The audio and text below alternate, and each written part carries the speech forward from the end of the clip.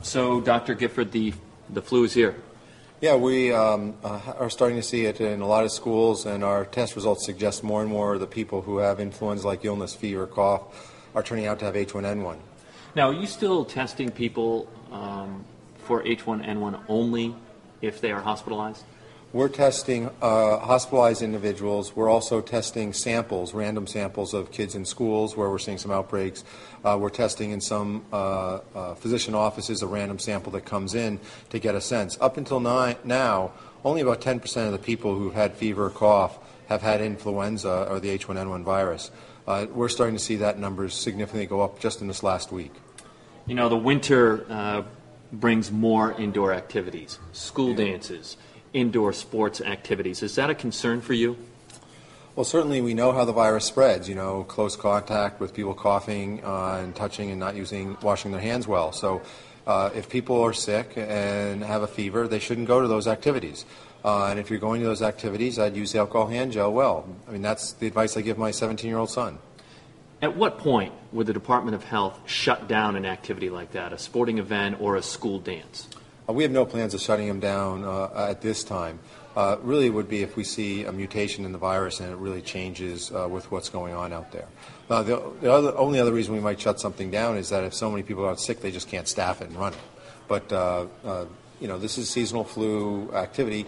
It is causing some people to get sick and be hospitalized and have real bad complications. But a majority of people stay home, fluids, Tylenol, rest, and they get better on their own. You just gave advice to parents, if the kids are sick, don't let them go to that event. But what are you telling schools on how to handle events like that? The same thing. I've had a number of calls with some of the school principals. I've had some calls from the mayors. I've had some calls from the school committee members, and it's the same message I'm giving over and over again. You don't have to cancel them. You don't have to do any special cleaning. It only lives for a couple of hours on there. And when schools are closed overnight, it cleans itself because the virus can't live that long. High contact surfaces you might want to wipe down once or twice during the day, but nothing special. And again, really emphasizing if people have a fever and they're coughing, they need to stay home. That's how it spreads around. And the more you wash your hands, because it's touching your eyes and mouth, that's how you pick up the virus.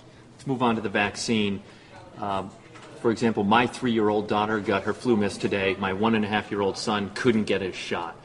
So obviously we're anxious for them to get the vaccine. What are you telling parents about what you're hearing as far as availability? Well, I'm in the same camp. I'm anxious for my son to get the vaccine as well. It's coming in slow, and it's very frustrating. We anticipate getting enough vaccine in to start vaccinating in the school clinics, probably starting the week of November 2nd, but probably running all the way to the middle of December. We just aren't getting enough in to do it faster. If I could do it faster, I would. And then preschool kids, like your kids, who are between 6 months and 5 or 6 years of age, they can go to their pediatrician's offices and get the vaccine now. Right now, all they have is the nasal spray, and that's for 2-year-olds and up. So for a year 1.5 or kids under 2, they're going to have to wait for the injection. That should be in the pediatrician's offices in about 2 weeks. From your perspective, you see the numbers coming in from the random sampling. Any surprises yet from where you stand? No, I actually expected us to see more of H1N1 based on how it spreads, given that we were seeing some early on in September when the college-age kids and everything came back. I thought we'd see it by the beginning part of October. So we missed it by about a week or two. Predicting influenza is really complicated, so actually being off by about 2 weeks isn't that bad. I got to ask you about E. coli now, the E. coli outbreak in Lincoln. Do you have any updates on that? Well, we know 212 kids from the Lincoln Middle School went to a camp in Plymouth. 15 of them so far we know got sick and had some bloody diarrhea from the E. coli 0157. 2 of them have been hospitalized. They're doing well. They haven't had the real bad complications, thank goodness. And we're working very closely with the USDA and the Mass Department of Health. So far, no evidence that this has been human-to-human transmission. It really looks like something that they probably ate, and we're interviewing everyone to sort of figure out what that is.